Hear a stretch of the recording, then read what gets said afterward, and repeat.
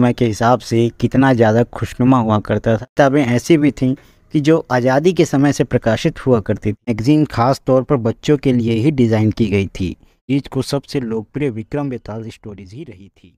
दोस्तों, अगर आपका जन्म 90s के आसपास हुआ है तो आपकी ऐसी बहुत सारी यादें होंगी जो कि आज भी आपको बहुत सारी खुशियां देकर जाती हैं, क्योंकि आपको ये याद दिलाती हैं कि आपका समय आज के समय के हिसाब से कितना ज़्यादा खुशनुमा हुआ करता था, कितनी ज़्यादा ज्ञान की बातें और कितने सारे अच्छे अच्छे खेल या कहें कि अच्छी अच्छी किताबें हमें पढ़ने को मिली थी, जो कि आज की डेट में मिलना बहुत मुश्किल है। कुछ किताबें तो ऐसी थी जो उसी समय प्रकाशित हुआ करती थी, कुछ किताबें ऐसी भी थीं कि जो आज़ादी के समय से प्रकाशित हुआ करती थी, जिसमें से एक का नाम अगर हम लें तो वो है चंदा मामा मैगज़ीन, जो कि आज़ादी के समय से प्रकाशित होती आ रही हैं।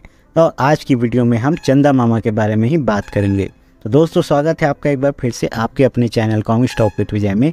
मैं हूँ आपका दोस्त विजय कुमार और हम यहाँ करते हैं कॉमिक्स और सुपर हीरो से जुड़े हुए ढेर सारी बातें। और आज की वीडियो में हम बात करेंगे चंदा मामा मैगज़ीन की।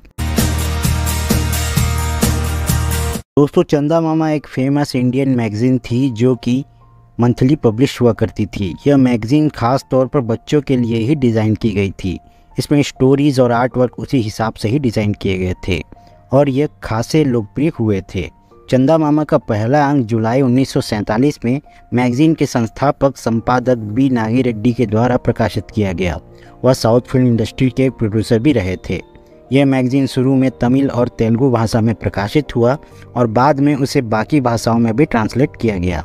चंदा मामा को नवंबर 2008 में डिज़ाइन किया गया था और बाकी उस समय के इंडियन कॉमिक्स पब्लिशर के साथ कंपटीशन के लिए उसकी मार्केटिंग में भी बदलाव किया गया था। बदलते समय के साथ यह ज़्यादातर भारतीय भाषाओं में प्रकाशित होती रही। कई बार इसकी स्टोरीज इसके अंतिम अंक तक प्रकाशित होती रही थी, जैसे विक्रम बेताल की पौराणिक कहानियाँ। चंदा मामा ने विभिन्न ऐसे ही ऐतिहासिक और आधुनिक भारतीय ग्रंथों के साथ साथ अन्य देशों से भी कहानियाँ प्रकाशित की थी। मूल स्टोरीज में महाकाव्य, पौराणिक कथाएं, दंत कथाएं और लोक कथाएं शामिल थी, जो बच्चों को आकर्षित और उत्साहित करती थी। चंदा मामा ने कॉमिक स्ट्रिप्स की मदद से शिक्षाप्रद स्टोरीज पेश की और उनकी इस सीरीज को सबसे लोकप्रिय विक्रम बेताल स्टोरीज ही रही थी। चंदा मामा पहली बार जुलाई 1947 में संपादक बी नागी रेड्डी के द्वारा प्रकाशित किया गया, जो कि साउथ फिल्म इंडस्ट्री के प्रोड्यूसर भी थे। उन्हें उनके सहयोगी चक्रपाणी जी का समर्थन प्राप्त था, जो कि भारतीय कॉमिक्स मैगज़ीन के प्रेरक और प्रमुख दूरदर्शी थे।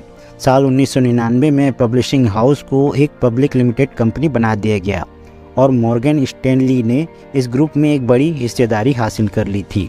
साल 2007 से चंदा मामा को जियोडेसिक इंफॉर्मेशन सिस्टम द्वारा अधिग्रहित कर लिया गया, जो कि एक टेक्नोलॉजी बेस्ड कंपनी थी। जुलाई 1947 में चंदा मामा तमिल और तेलुगु में प्रकाशित हुई थी। जुलाई 1949 में कन्नड़ एडिशन लॉन्च किया गया और अगस्त 1949 में इसे हिंदी में प्रकाशित किया गया। जल्द ही अप्रैल 1952 में मराठी और मलयालम, 1954 में गुजराती, 1956 में उड़िया और सिंधी, 1972 में बंगाली, 1975 में पंजाबी, 1976 में असमिया और 1978 में सिंहल भाषा में प्रकाशित किया गया। साथ ही 1955 से अंग्रेजी और 1984 में संस्कृत भाषा में भी प्रकाशन शुरू किया गया था। 2004 में संताली भाषा को क्षेत्रीय भाषा की सूची में जोड़ा गया। सिंहल, सिंधी और पंजाबी एडिशन कुछ समय के लिए ही प्रकाशित हुए। कुल लेबर इश्यू के कारण चंदा मामा को 1998 में प्रकाशन बंद करने के लिए मजबूर होना पड़ा, लेकिन 1999 में मैगज़ीन को फिर से लॉन्च किया गया। चंदा मामा मैगज़ीन के कुछ प्रमुख आर्टिस्टों में शंकर, वामा, चित्रा और शक्तिदास आदि शामिल हैं। ये आर्टिस्ट कई सालों से मैगज़ीन से जुड़े हुए हैं। इन्होंने भारतीय और बाकी देशों की आर्ट और कल्चर से प्रभावित होकर रचनाएं बनाई थी। चंदा मामा का आर्ट वर्क ही उसकी लोकप्रियता का सबसे बड़ा कारण रहा है।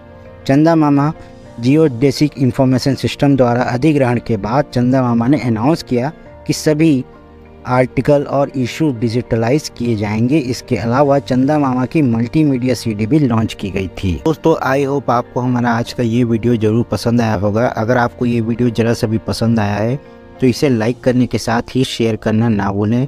साथ ही इस वीडियो से रिलेटेड कोई और फैक्ट अगर आपके पास हो या हमने कुछ मिस किया हो तो हमें कमेंट में लिखकर ज़रूर बताएं।